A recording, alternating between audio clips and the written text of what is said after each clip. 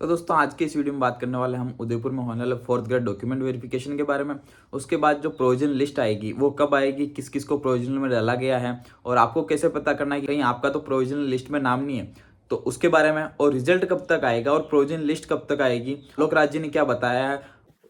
1,40,000 के आसपास कैंडिडेट्स को बुलाया गया था डीवी के लिए और काफ़ी 1,40,000 तो नहीं, लेकिन मेरे को लगता है 1,25,000-26,000 बच्चे जरूर इसके अंदर डीवी के लिए आए होंगे और उन सब की जांच अभी चल रही है। तो अभी मैं कोई डेट देना उचित समझता नहीं, मैं बता सकता हूँ क्योंकि सबसे पहले बात करते हैं कि डॉक्यूमेंट वेरिफिकेशन के बारे में।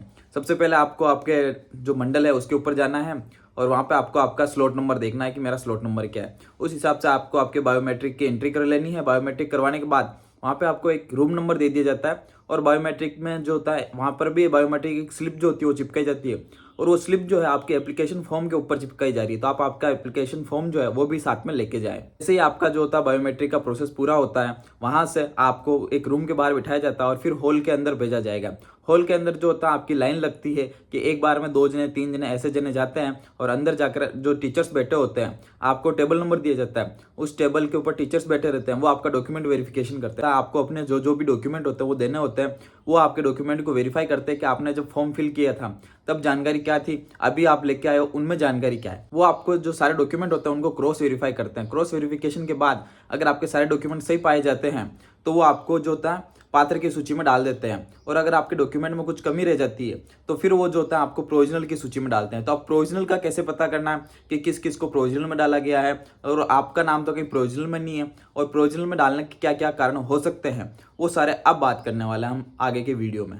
प्रोविजनल में डालने के बहुत सारे रीजन होते हैं, जैसे कि आपके कई सारे डॉक्यूमेंट जो होते हैं इनकम्प्लीट होते हैं, तो उस वजह से जो होता है वो प्रोविजनल में डाला जा सकता है। डॉक्यूमेंट जो होते हैं जैसे आपके पास आपका जाति प्रमाण पत्र नहीं है, ईडब्ल्यूएस पत्र नहीं है, या फिर आपका मूल निवास नहीं है, विशेष मूल निवास नहीं है, 10th की मार्कशीट नहीं है, 12th की मार्कशीट नहीं है, आपने जो जो भी डॉक्यूमेंट अंदर लगाए हैं उनमें से अगर कोई डॉक्यूमेंट कम होता है तो वो आपको क्या करते हैं कि प्रोविजनल में डाल देते हैं। तो सबसे पहले आपको 3 दिन का टाइम दिया जाता है। जैसे अभी एक कमेंट आया था, उनमें एक दीदी थे, उनके पास मैरिज सर्टिफिकेट नहीं था, सिर्फ डाइवोर्स का था, तो उनको प्रोविजनल में डाला गया था। कोई ना कोई उनके पति के साथ जो रिलेशन था उसका डॉक्यूमेंट लेके आना था, उसके लिए उनको 3 दिन दिए गए थे। 3 दिन के भीतर भीतर अगर वो डॉक्यूमेंट जमा करवा देते हैं तो उनको प्रोविजनल से हटा दिया जाएगा और उनको नॉर्मल सूची में ले लिया जाएगा। लेकिन 3 दिन के भीतर अगर वो डॉक्यूमेंट नहीं जमा करा पाते हैं तो फिर उनकी प्रोविजनल लिस्ट में जो है नाम आएगा और वहां पर जो होता है उनको टाइम दिया जाएगा कि अब वापस आपको टाइम दिया जा रहा है, अब आप अपना डॉक्यूमेंट सबमिट कराओ, को नॉर्मल वाली सूची में ले लेंगे।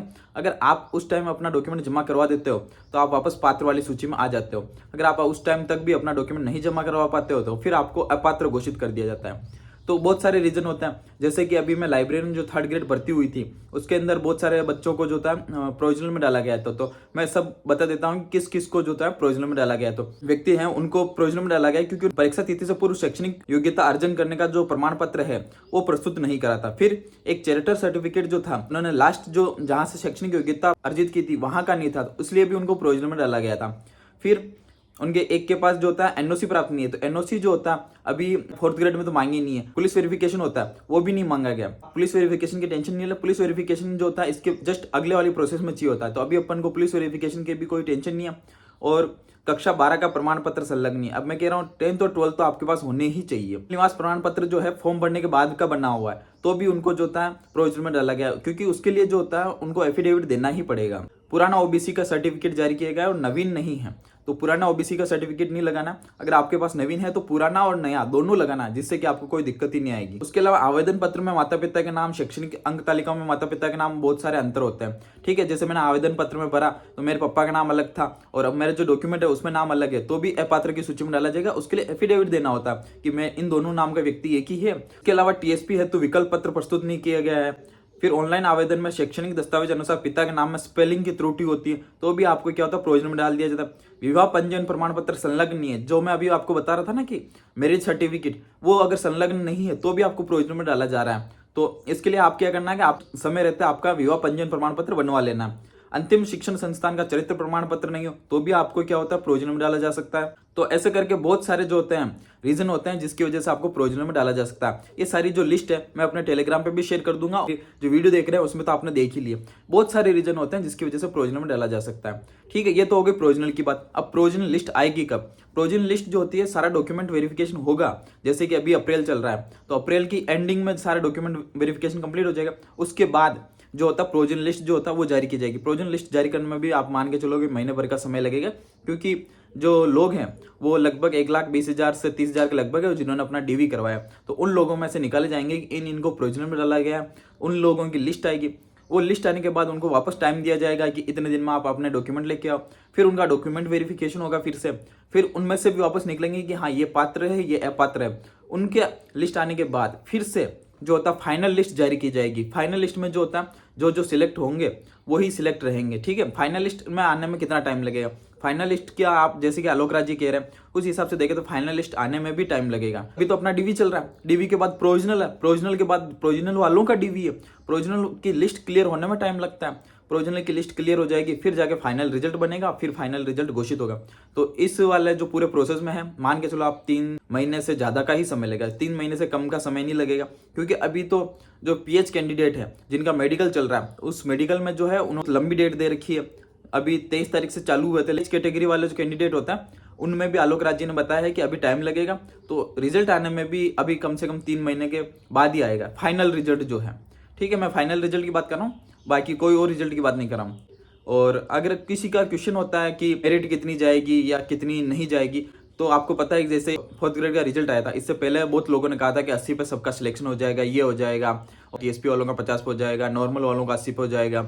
लेकिन वो सारी जो बातें थी वहीं की वहीं धरी रहेगी। मेरिट कितनी गई है आपको भी पता है, मेरिट जो हमारी आकांक्षा थी उससे कहीं ज़्यादा ऊपर गई है। तो अभी आप इस चीज़ का अनुमान लगाने में अपना समय व्यर्थ नहीं करें कि कितनी जाएगी, मेरा होगा कि नहीं होगा। हाँ, अगर आपके 5 से 10 नंबर ऊपर है, आप एक अच्छे सेफ स्कोर में हैं। ठीक है, बाकी क्या होता है कि मेरिट कुछ ना कुछ तो बढ़ती है। जैसे कि अभी जनरल की 144 गई है तो मान के चलो 6 नंबर तो ऊपर जाएगी ही जाएगी।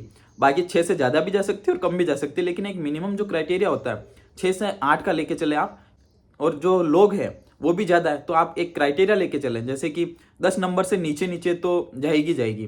तो आप 6 से 10 का ले सकते हैं, 6 से 8 का ले सकते हैं। अगर वहाँ तक आपका स्कोर है तो सेफ स्कोर में है आप। बाकी आप उसी को निश्चिंत होकर मत बैठे रहे कि मेरा तो इतने नंबर आ रहे हैं सेफ हो गया। आप अपनी तैयारी जो है वो जारी रखें। और अभी जो है सीईटी जो है वो आएगी, क्योंकि वैसे तो इसकी घोषणा नहीं हुई लेकिन सीईटी जल्दी आएगी। तो जैसे ही वो आती है आप भी उसकी तैयारी करो और किसी और एग्जाम की भी आप तैयारी करते रहें। अगर आप एक ही एग्जाम में लगे रहेंगे और अब निश्चिंत होकर बैठ जाएंगे और इसमें कुछ भी कमी की वजह से आपका नहीं हो पाता है, फिर आपको ज़्यादा लॉस होगा। इसलिए आप वापस अपनी तैयारी को जारी रखें और दूसरे एग्जाम की भी तैयारी करें। और भी अगर आपका कोई क्वेश्चन हो तो नीचे कमेंट कर देना। और रिजल्ट को लेकर चिंता नहीं करें, रिजल्ट आना होगा तभी आएगा। अच्छा सोचेंगे आप तो कुछ ना कुछ अच्छा हो ही जाएगा, लेकिन उसके लिए आप हाथ पे हाथ धरे बैठे नहीं रहें।